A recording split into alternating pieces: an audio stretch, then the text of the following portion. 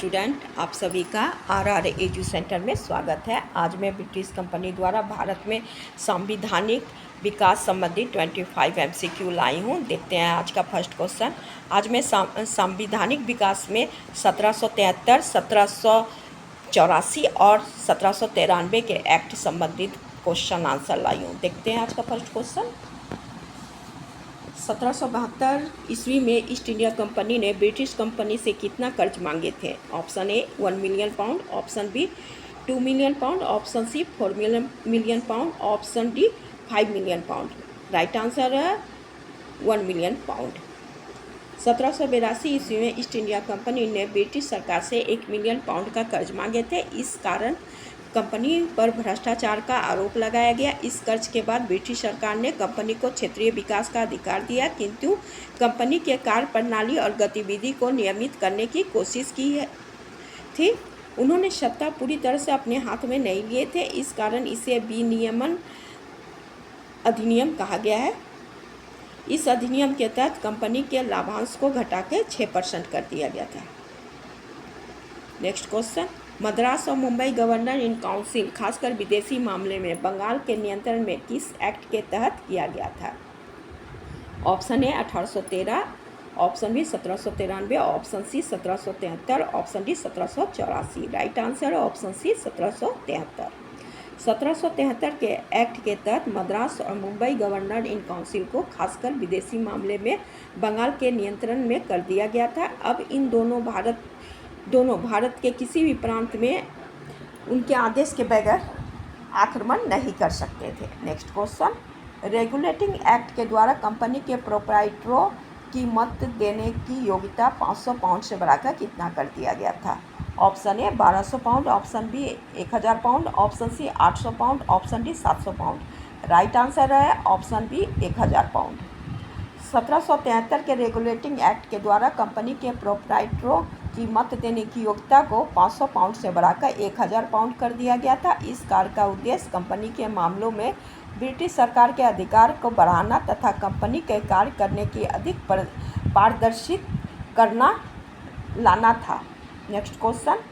1773 के एक्ट के अनुसार निम्नलिखित में कौन सा कथन सत्य है? ऑप्शन ए बंगाल के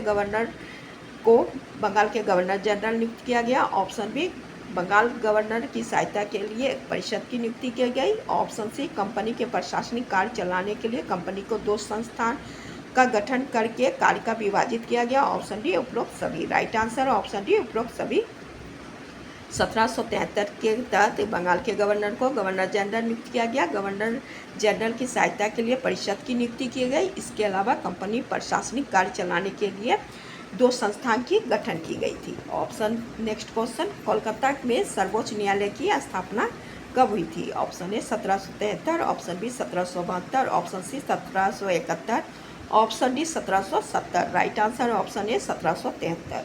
1773 के रेगुलेटिंग एक्ट के तहत कोलकाता में सर्वोच्च न्यायालय की स्थापना की गई, जिसके प्रथम मुख्य न्यायाधीश एलिजा इम्पे थे। इसके अलावा 3 अन्य न्यायाधीश स्टीफन सीजर ले मेस्ट्रे, रॉबर्ट चैम्बर्से तथा जॉन हाइड को नियुक्त किए गए थे। इस अधिनियम के अंतर्गत यूरोपीय वासियों, कर्मचारी तथा कोलकाता के नागरिकों को न्याय सुलभ से कराने के लिए इस न्यायालय का प्रावधान किया गया था। Next question. 1773 के एक्ट के तहत गवर्नर जनरल की सहायता के लिए कितने सदस्यों की परिषद का गठन किया गया था? ऑप्शन ए 4 सदस्य, option B 3, option C 2, option D 1। Right answer है ऑप्शन ए 4। 1773 के रेगुलेटिंग एक्ट के तहत पूरी प्रशासन इकाई के प्रधान को फोर्ट विलियम में गवर्नर जनरल के रूप में नियुक्त किया गया और प्रथम गवर्नर जनरल वारन हेस्टिंग्स को बनाया गया। इनके सहायता के लिए 5 वर्ष की अवधि वाले 4 सदस्यों की नियुक्ति की गई थी। Next question. कंपनी के अधिकार को नियंत्रण करने के लिए सबसे पहला एक्ट कब पारित किया गया? Option A 1784, option B 1770, option C 1773, option D 1803। Right answer option C 1773। Company के अधिकार को नियंत्रण करने के लिए सबसे पहले एक्ट 1773 में पारित किया गया, जिसका उद्देश्य सुचारू रूप से कंपनी का प्रशासन चलाना था। इसके लिए ब्रिटिश सरकार द्वारा 2 संस्थान का गठन करके कार्य का विभाजित किया गया। Court of director, court of proprietors. British संसद ने कंपनी को भारत में व्यापारिक गतिविधि के साथ उनके प्रशासनिक गतिविधि को भी मान्यता दिए थे, किंतु उन पर अपना नियंत्रण रखे थे।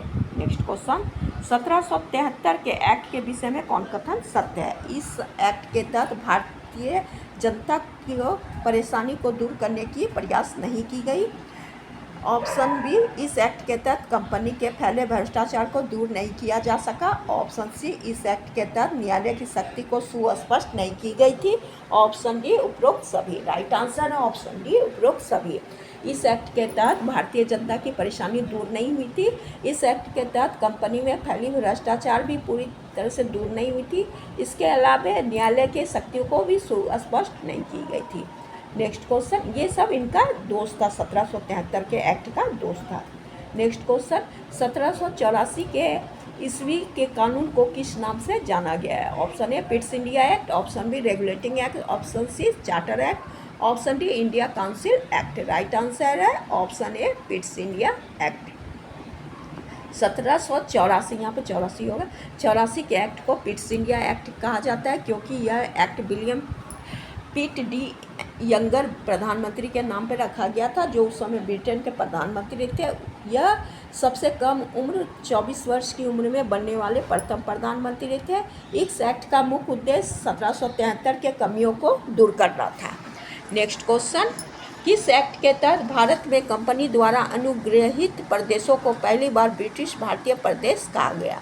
Option A, 1813। Option B, 1773। Option C, 1784। Option D, 1793। Right answer है ऑप्शन सी, 1784 का एक्ट। 1784 के पिट्स इंडिया एक्ट के तहत प्रथम बार कंपनी द्वारा भारत में अनुग्रहित प्रदेश को ब्रिटिश भारतीय प्रदेश कहा गया।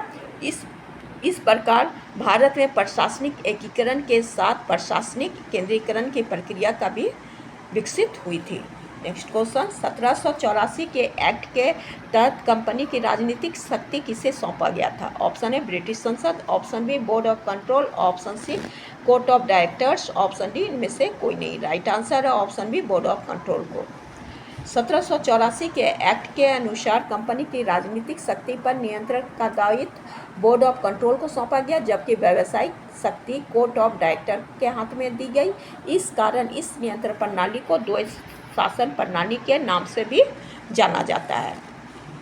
नेक्स्ट क्वेश्चन, किस वर्ष कंपनी के मामले में जांच करने के लिए एक समिति का गठन किया गया? Option A, 1773। Option B, 1775। Option C, 1778।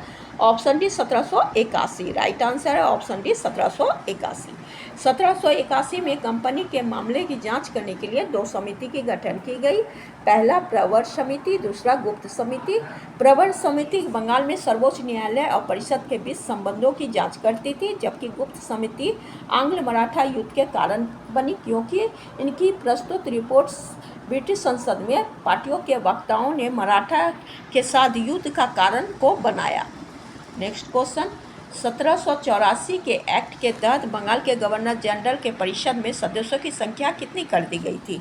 Option A, 3। Option B, 4। Option C, 5। Option D, 7। Right answer है ऑप्शन ए, 3।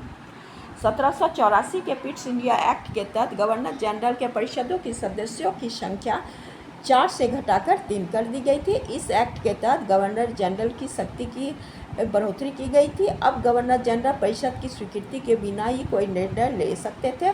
यह परिषद के किसी निर्णय को निरस्त भी कर सकते थे। नेक्स्ट क्वेश्चन, कितने समय के अंदर 1784 के एक्ट के तहत यह निर्णय लिया गया कि ब्रिटिश भारतीय अधिकारी और नागरिकों को अपनी संपत्ति का खुलासा करना होगा? ऑप्शन ए, 4 महीना। ऑप्शन बी, 3 महीना। ऑप्शन सी, 2 महीना। ऑप्शन डी, 1 महीना।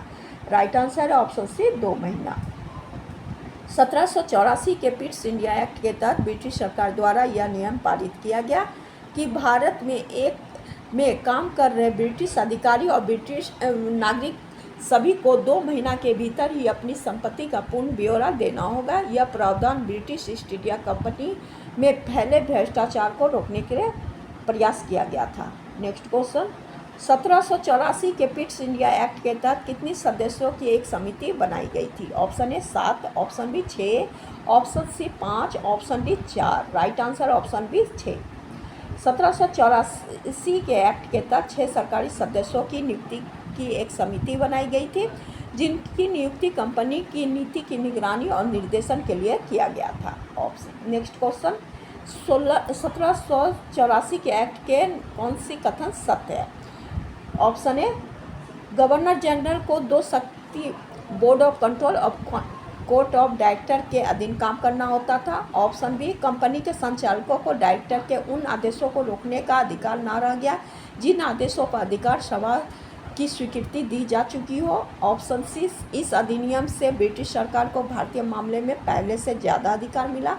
ऑप्शन डी, उपरोक्त सभी। राइट आंसर ऑप्शन डी, उपरोक्त सभी। 1784 के एक्ट के तहत गवर्नर जनरल को 2 शक्ति इसके उनके ऊपर थे, court of board of control और कोर्ट ऑफ डायरेक्टर, उनके अधीन ही काम करते थे। इसके अलावा कंपनी के संचालन को डायरेक्टर के उन आदेश को रोक नहीं सकते थे जिन आदेश की स्वीकृति मिल गई हो।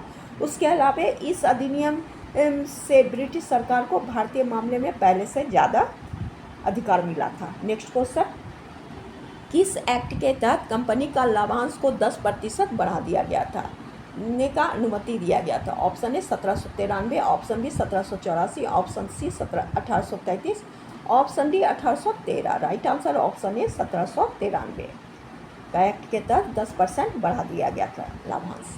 नेक्स्ट क्वेश्चन, 1793 के चार्टर एक्ट के तहत कंपनी की शक्ति का नवीनीकरण कितने वर्षों के लिए किया गया? ऑप्शन ए 20 वर्ष, ऑप्शन बी 15 वर्ष, ऑप्शन सी 10 वर्ष, ऑप्शन डी 5 वर्ष। राइट आंसर ऑप्शन ए 20 वर्ष।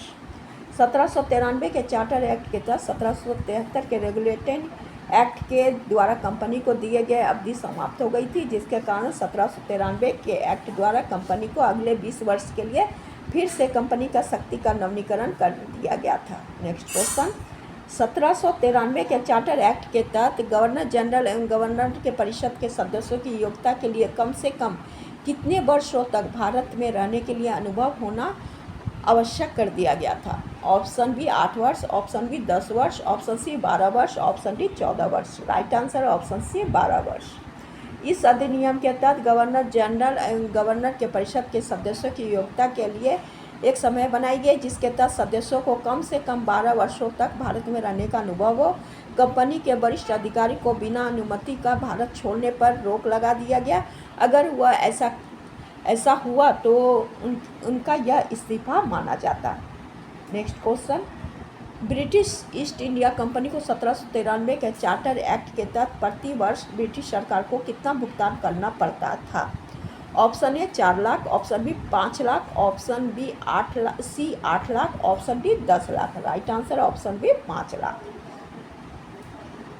1793 के एक्ट के तहत ब्रिटिश ईस्ट इंडिया कंपनी को भारतीय राजकोष से प्रति वर्ष 5 लाख पाउंड भुगतान ब्रिटिश सरकार को करना पड़ता था। यह भुगतान ब्रिटिश कंपनी अपनी सभी खर्च के बाद, जैसे वेतन भत्ता भुगतान करने के बाद ब्रिटिश सरकार को करते थे।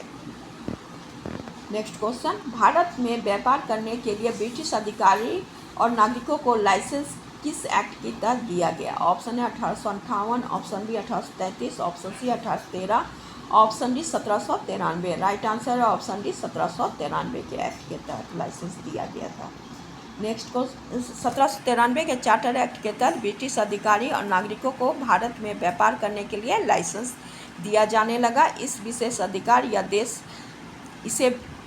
अधिकार या देश व्यापार कहा गया। इस अधिनियम के तहत चीन के साथ अफीम का व्यापार ब्रिटिश द्वारा शुरू किया गया था। नेक्स्ट क्वेश्चन, भारत में लिखित विधान द्वारा प्रशासन का आधारशिला किस एक्ट के तहत रखा गया? ऑप्शन ए 1793 का चार्टर एक्ट, ऑप्शन बी 1784 का Pitt's India act, option C 1773 का रेगुलेटिंग एक्ट, ऑप्शन डी इनमें से कोई नहीं। राइट आंसर है ऑप्शन ए 1793 का चार्टर एक्ट। 1793 के चार्टर एक्ट के तहत भारत के शासकों के व्यक्तिगत नियम को हटाकर लिखित विधि विधान द्वारा प्रशासन की आधारशिला रखी गई और इस नियमों की व्याख्या न्यायालय द्वारा किया जाना निश्चित किया गया। नेक्स्ट क्वेश्चन, किस अधिनियम के तहत सिविल सेवा भर्ती के लिए खुली प्रतिस्पर्धा परीक्षा का रास्ता खोल दिया गया? Option A 1813, option B 1793, option B C 1773, option D 1784। Right answer है ऑप्शन बी 1793। 1793 के चार्टर एक्ट के तहत सिविल सेवा परीक्षा की भर्ती के लिए खुली प्रतिस्पर्धा प्रारंभ किया गया, जिसके कारण भारतीयों के लिए भी यह अवसर मिल गया था। नेक्स्ट क्वेश्चन, कंपनी के संबंध में सबसे पहले चार्टर एक्ट कब पारित किया गया? Option A 1803, option B 1784, option C 1773, option D 1793। Right answer option D 1793 का चार्टर एक्ट। भारत में ब्रिटिश कंपनी के संबंध में पहला चार्टर एक्ट 1793 में पारित हुआ। चार्टर एक्ट का अर्थ विशेष अधिकार पत्र होता है। ब्रिटिश शासन के द्वारा भारत में समय समय पर चार्टर एक्ट लाया गया और भारत में शासन करने वाले ब्रिटिश अधिकार को विशेष अधिकार इसके अनुसार दिए गए। 1793 के चार्टर एक्ट के तहत कंपनी को भारत में 20 वर्ष का व्यापार करने का अधिकार के अलावे कंपनी के लाभांश को 10% बढ़ा दिया गया था। नेक्स्ट क्वेश्चन, गवर्नर जनरल को भारत की अंग्रेजी सेना का सेनापति कब नियुक्त किया गया था? Option A 1786, option B 1793, option C 1893, option D 1813। Right answer है ऑप्शन बी 1793। 1786 के तहत 1786 ऑप्शन ए 1786 के तहत 1786 ईस्वी में गवर्नर जनरल को भारत की अंग्रेजी सेना का सेनापति नियुक्त किया गया। इस पद के लिए सर्वप्रथम कॉर्नवालिस को 1786 ईस्वी में भारत के अंग्रेजी सेना का सेनापति नियुक्त किया गया। इससे पहले गवर्नर जनरल को सैन्य पद से अलग रखा गया था। ये मेरा लास्ट क्वेश्चन था। अगर आप लोग को मेरा वीडियो पसंद आ रहा है तो प्लीज़ लाइक कीजिए, सब्सक्राइब कीजिए। कल हम इसके आगे कल लाएंगे एक्ट सब। Thank you.